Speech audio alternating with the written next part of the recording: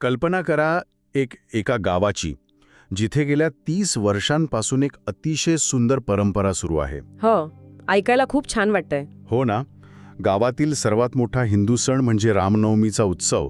तो तेव्हाच सुरू होतो जेव्हा एक मुस्लिम माणूस स्वतःच्या हाताने बनवलेला फुलांचा हार रामाच्या मूर्तीसाठी घेऊन येतो. बापरे, 30 वर्षांचा हा अटूट विश्वास. अगदी. पण जरा विचार करा, ही 3 दशकांची जोडणारी परंपरा जर फक्त 30 सेकंदात वाचलेल्या एका द्वेषपूर्ण मेसेजमुळे उद्ध्वस्त होणार असेल तर? आणि नेमकं हेच आजकाल घडताना दिसतंय. बरोबर. आजकाल आपण जेव्हा मोबाईल उघडतो तेव्हा असाच काहीसा अनुभव येतो. सगळीकडे एक प्रकारचा संघर्ष, जाती-धर्माच्या नावाखाली उभा राहिलेला द्वेष आणि एकमेकांवर होणारे शाब्दिक हल्ले. हो, ज्याला आपण इन्फॉर्मेशन ओव्हरलोड किंवा माहितीचा अतिरेक म्हणतो ना, त्याने आपली एकमेकांना समजून घेण्याची नैसर्गिक क्षमता कुठेतरी बोथट करून टाकली आहे. नक्कीच. तंत्रज्ञानाने आपल्याला जवळ आणलंय की एकमेकांपासून कायमचं दुरावलंय, हाच प्रश्न पडतो. आपण अशा एका विचित्र वळणावर उभे आहोत जिथे हाताच्या बोटावर जगाची माहिती आहे, पण शेजाऱ्याच्या मनात काय चाललंय हे मात्र आपल्याला वाचता येत नाही. अगदी 100% खरंय. आणि म्हणूनच आजचा हा सखोल वेध खूप महत्त्वाचा ठरणार आहे. आज आपण अशा काही विचारांवर आणि एका अशा हृदयस्पर्शी कथेवर चर्चा करणार आहोत जे आपल्याला या गोंधळातून बाहेर काढतील. हो, एका अत्यंत शांत आणि स्वच्छ विचारधारेकडे घेऊन जातील. बरोबर. आजच्या आपल्या या सफरीत आपण एका अज्ञात कवीच्या काही मार्मिक ओळी, संत तुकाराम महाराजांचा 350 वर्षांपूर्वीचा एक अत्यंत क्रांतिकारी अभंग आणि नंदगाव नावाच्या एका गावाची गोष्ट उलगडणार आहोत. आणि या सगळ्या मागे आपलं एकच मिशन आहे. हो, ते म्हणजे या वाढत्या द्वेषपूर्ण वातावरणात माणुसकीचा खरा धर्म नक्की काय असतो हे शोधून काढणं. कारण बघा ना, या जुन्या कथा आणि संतांचे विचार केवळ इतिहासाचा भाग नाहीत, ते मानवी मानसिकतेचे अत्यंत अचूक आरसे आहेत. म्हणजे तुम्हाला म्हणायचे की आजच्या समस्यांची उत्तरं तिथे आहेत? नक्कीच. आज ज्या सामाजिक समस्या आपल्याला अगदी नव्या किंवा सोशल मीडियामुळे निर्माण झालेल्या वाटतात, त्यांची मुळं आणि त्यावरची उत्तरं या अशाच साहित्यात दडलेली आहेत. कारण तंत्रज्ञान बदललं असलं तरी मानवी स्वभाव, त्याची भीती आणि प्रेमाची भूक ही तशीच आहे. यावर एक अतिशय सुंदर कविता आज आपल्या वाचनात आली आहे. त्या अज्ञात कवीच्या ओळी खूप काही सांगून जातात. धर्म वेगळे जरी भाव एकच ठाई, प्रेमाने साजरे सण देव तेथेची दिसे. क्या बात आहे. खूपच सोप्या शब्दात मोठा अर्थ दडला यात. चला, हे जरा सोपं करून समजून घेऊया. आता हे वरवर वाचायला खूप साधं वाटतं. आपण वेगवेगळ्या रंगांचे कपडे घालतो, वेगवेगळ्या भाषा बोलतो. कुणी मंदिरात जातं तर कुणी मस्जिदीत किंवा चर्चमध्ये जातं. बरोबर. पण जेव्हा एखादा माणूस अत्यंत दुःखात असतो किंवा आनंदाच्या भरात डोळे मिटून देवाला हाक मारतो, तेव्हा त्याच्या डोळ्यांतून वाहणाऱ्या अश्रूंचा रंग मात्र लालच असतो. अगदी बरोबर. त्यात कुठलाही भेद नसतो. तो माणुसकीचा रंग आहे. आणि हाच तो समान धागा आहे ज्यावर संत तुकाराम महाराजांनी त्यांच्या अभंगात अतिशय प्रखरपणे बोट ठेवलाय. 350 वर्षापूर्वी त्यांनी लिहिलं होतं, विष्णुमय जग वैष्णवांचा धर्म, भेदाभेद भ्रम अमंगळ. यात सर्वात रंजक गोष्ट ही आहे की ह्या एका ओळीत त्यांनी संपूर्ण मानवी अस्तित्वाची व्याख्या मांडली आहे. जर हे संपूर्ण जगच त्या एका ईश्वरी तत्वाने व्यापलेला आहे, तोच निसर्गात आहे आणि तोच प्रत्येक माणसात आहे, तर मग हा भेदभाव कुठून आला? अगदी तेच. तो निसर्गाने दिलेला नाही, तो आपण निर्माण केलेला एक भ्रम आहे. पण खरी गोम इथेच आहे. हा भ्रम आपण कसा निर्माण करतो? मला वाटतं हे अगदी एखाद्या व्हर्च्युअल रियालिटी म्हणजे VR हेडसेट सारखं आहे. म्हणजे कसं? समजा आपण डोळ्यांवर असा एखादा VR हेडसेट लावलाय ज्यामध्ये एक विशिष्ट प्रोग्राम फीड केलाय की समोरचा माणूस वेगळ्या रंगाचा किंवा धर्माचा दिसला की तो आपला शत्रू आहे. आपण त्या हेडसेटमधून जग बघतो आणि घाबरतो, द्वेष करतो. अरे चा, हे रूपक अतिशय अचूक आहे. ज्या क्षणी आपण तो पूर्वग्रहांचा हेडसेट काढून फेकून देतो तेव्हा समोर फक्त एक माणूस उभा असतो ज्याला आपल्यासारख्याच भावना आहेत. हो ना. आणि तुकाराम महाराजांनी याच हेडसेटला, म्हणजेच या भेदभावाच्या सवयीला अमंगळ हा शब्द वापरला आहे. अमंगळ म्हणजे अशुद्ध. हो, अशुद्ध किंवा जे दूषित आहे ते असं म्हणत नाहीत की भेदभाव करणं ही फक्त एक चूक आहे. ते म्हणतात की हा विचारच मुळात दूषित आहे. म्हणजे आपण लाखो रुपये खर्चून सण साजरे करतो, पण मनात दुसऱ्याबद्दल विष असतं. हे अगदी एखादा लाख रुपयांचा लेटेस्ट स्मार्टफोन घेण्यासारखं आहे ज्यामध्ये बॅटरीच नाही. अगदी योग्य उदाहरण. बाहेरून सगळं भव्य दिसतं, पण आतून जो माणुसकीचा जीव आहे तोच नसेल तर त्या दिखाव्याला काहीच अर्थ उरत नाही. म्हणजे तुम्ही नदीच्या पात्रात कितीही महागडी फुलं सोडलीत, पण जर नदीचा उगमच गटारात होत असेल तर ते पाणी कधीच पवित्र होऊ शकत नाही. बरोबर. तो अमंगळ विचार तुमच्या सगळ्या कृतींना दूषित करतो. याची एक अतिशय जिवंत आणि अस्वस्थ करणारी कथा आपल्याकडे आहे. हो, ती नंदगावची कथा. ती कथा आहे नंदगावची.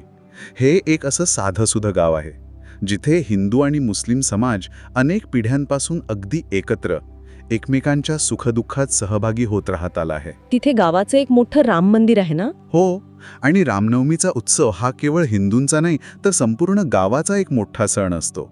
या गावचे पाटील आहेत आप्पासाहेब. कडक शिस्तीचे पण मनाने अत्यंत साधे आणि गावाला एकत्र ठेवणारे. आणि याच गावात एक छोटीशी फुलांची टपरी चालवणार आहे रहीम चाचा. बरोबर.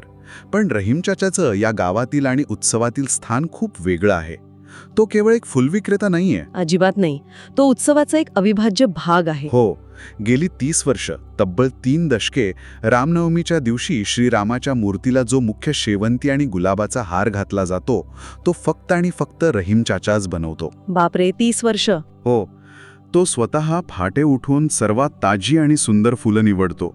तो हार गुंफताना तो चक्क स्वतःच्या अल्लाला प्रार्थना करत असतो की हे अल्ला, आज माझे रामजी सर्वात सुंदर दिसले पाहिजेत. खरंच अंगावर काटा येतो हे ऐकून. म्हणजे बघा ना, इथे धर्माच्या त्या सगळ्या कृत्रिम भिंती कशा गळून पडतात. तिथे उरती ती फक्त एक निखळ शुद्ध भक्ती आणि प्रेम. ही ती अवस्था आहे जिथे तुकाराम महाराजांचं विष्णुमय जग प्रत्यक्षात अवतरलेलं असतं. रहीम चाचाला स्वतःचा धर्म सोडण्याची गरज पडत नाही.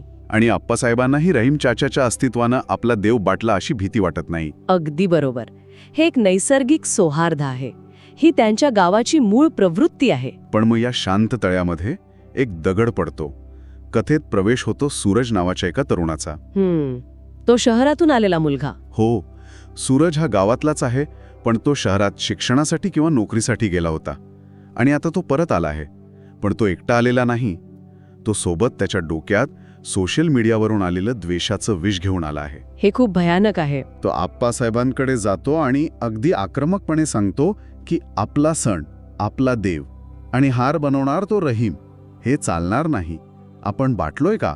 यंदा रहीमकडून एक फुलही घ्यायचं नाही. बापरे. आता इथे थोडं थांबून विचार करूया.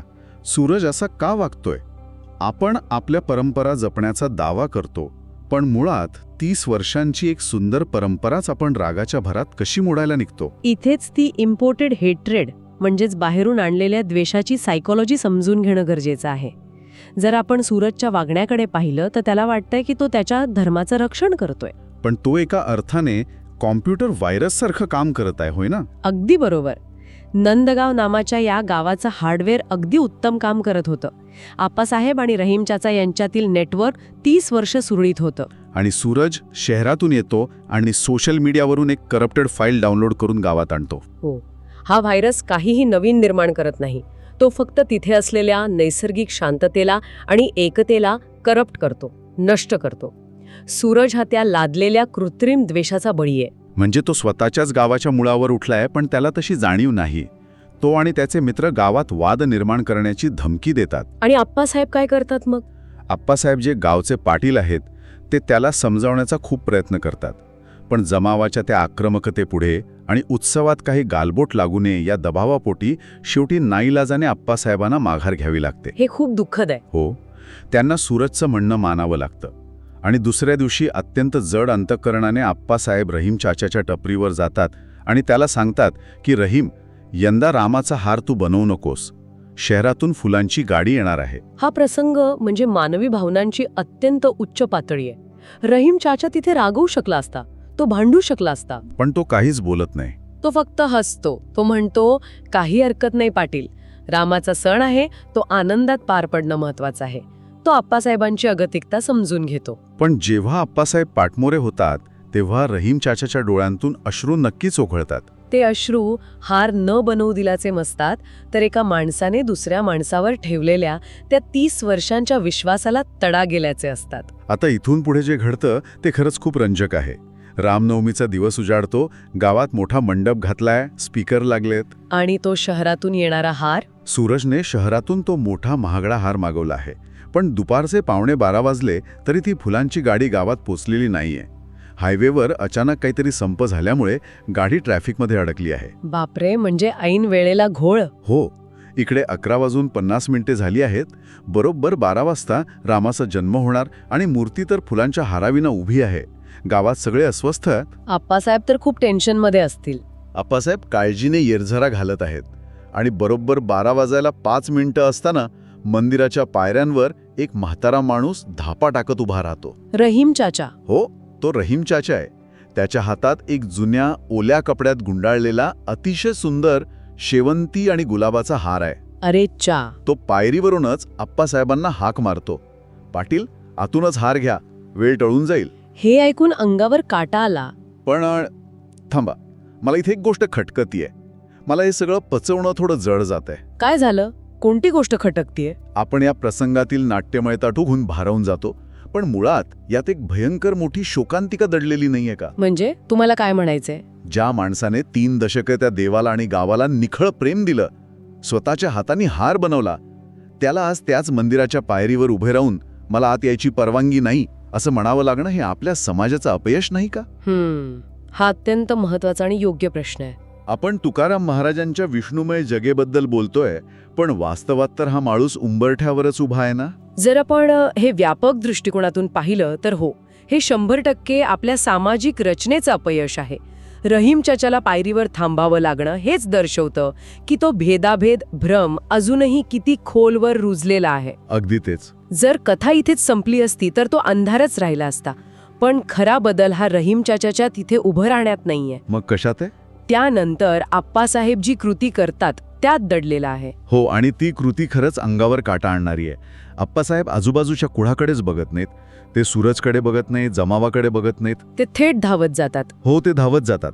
पायरीवर उभ्या असलेल्या रहीम चाचाचा हात घट्ट पकडतात आणि त्याला ओढत थेट गाभाऱ्यात रामाच्या मूर्तीसमोर आणून उभं करतात. क्या बात आहे. आणि संपूर्ण गावासमोर मोठ्याने सांगतात, रहीम, हा हार तुझ्या हातातूनच या देवाला जाईल, कारण या हारात फक्त फुलं नाहीत, यात तुझी भक्ती आहे. हे ते दृश्य आहे जिथे तो भ्रम खऱ्या अर्थाने तुटतो. आप्पासाहेबांनी फक्त रहीम चाचाचा हात धरला नाही, तर त्यांनी त्या अदृश्य सामाजिक भिंतीला एका झटक्यात पाडून टाकलं. आणि बरोबर 12 वाजता रहीम चाचाच्याच थरथरत्या हाताने तो हार रामाच्या गळ्यात पडतो. खरा देव त्या शहरातून येणाऱ्या ट्रॅफिकमध्ये अडकलेल्या महागड्या हारात नव्हता. देव कुठे होता? देव तिथे त्या मंदिराच्या पायरीवर उभे असलेल्या रहीम चाचाच्या निखळ त्यागात आणि आप्पासाहेबांनी दाखवलेल्या त्या धाडसी माणुसकीत दडलेला होता. नक्कीच. आप्पासाहेबांची ती कृती हे सिद्ध करते की धर्मग्रंथांमधील तत्वज्ञान जेव्हा प्रत्यक्ष कृतीत उतरतं आणि त्यासाठी जेव्हा माणूस उभा राहतो तेव्हाच खरा धर्म अस्तित्वात येतो. आणि हे सगळं पाहताना सूरज आणि त्या तरुण मुलांची काय अवस्था झाली असेल? त्यांच्या डोळ्यांतही पश्चातापाचे अश्रू येतात. त्यांना जाणीव होते की आपण जे रक्षण करायला निघालो होतो ते मुळात धोक्यात नव्हतंच. धोक्यात होती ती आपली समज. तर मग या सगळ्याचा अर्थ काय काढायचा? आपण ही कथा ऐकतो, आपल्याला खूप छान वाटतं, पण आपल्या दैनंदिन आयुष्यात आपण याचा कसा वापर करू शकतो? हा एक चांगला प्रश्न आहे. आपण सगळेजण दिवाळी, ईद, ख्रिसमस असे सण अतिशय उत्साहात साजरे करतो, पण आपण खरोखरच ते साजरे करतो का? की आपण फक्त आपल्याच भिंतींच्या आत आपल्याच लोकांमध्ये बंदिस्त होऊन लाईट्स आणि फटाक्यांचा दिखावा करत राहतो? यावरून एक अतिशय महत्त्वाचा प्रश्न उभा राहतो. सण हे नक्की कशासाठी असतात? सण हे माणसांमध्ये भिंती बांधण्यासाठी किंवा आम्ही तुमच्यापेक्षा कसे वेगळे आणि श्रेष्ठ आहोत हे दाखवण्यासाठी नसतात. बरोबर. सण हे मुळात पूल बांधण्यासाठी असतात. अगदी. जेव्हा दिवाळीचा फराळ रहीम चाचाच्या घरी प्रेमाने जातो आणि जेव्हा ईदचा शिरखुर्मा आप्पासाहेबांच्या घरी येतो तेव्हा तो सण खऱ्या अर्थाने साजरा होतो. हो ना. जेव्हा आपण केवळ जातीपातीचे आणि द्वेषाचे मेसेजेस फॉरवर्ड करत असतो तेव्हा आपण नक्की कोणाचं नुकसान करत असतो?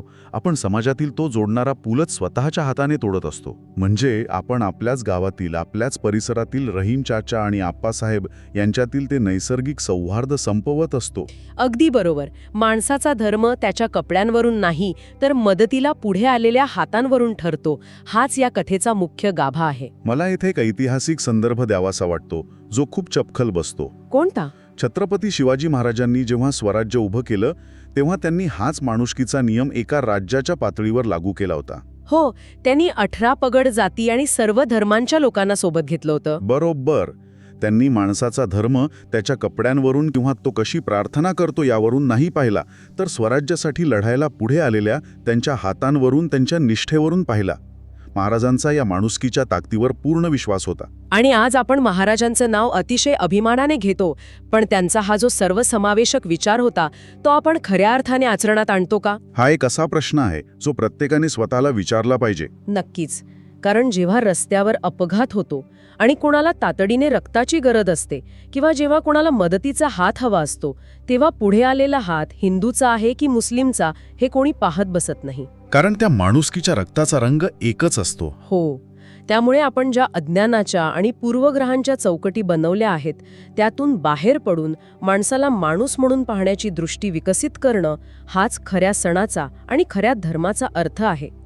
जोपर्यंत आपण तो भेदाभेद नावाचा व्हायरस आपल्या मनातून डिलीट करत नाही तोपर्यंत आपण खऱ्या अर्थाने प्रगत होऊ शकत नाही. अगदी खरंय.